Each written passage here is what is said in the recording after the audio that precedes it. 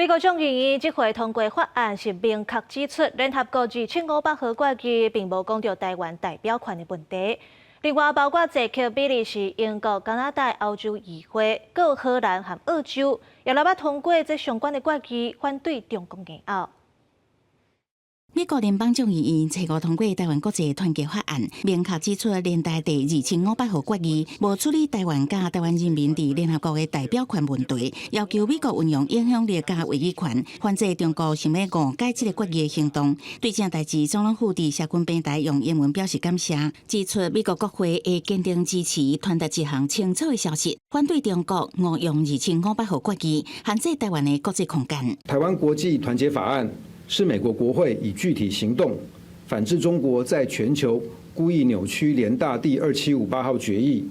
以明确的国会立法来澄清事实，也特别具有意义。其实，进前美国代表则伫联合国安理会会议中正式批评中国为了鼓励台湾误用2500号决议，也有包括捷克参议院、比利时国会、英国下议院、加拿大众议院、欧洲议会、荷兰众议院加澳洲参议院等，拢捌通过相关的决议案，反对中国错误解说2500号决议。The UK opposes any attempts to broaden the interpretation of Resolution 2758. Om te zorgen dat wij uitspreken met zoveel mogelijk democratische landen dat we dat isolement niet willen en dat we de deur weer open willen zetten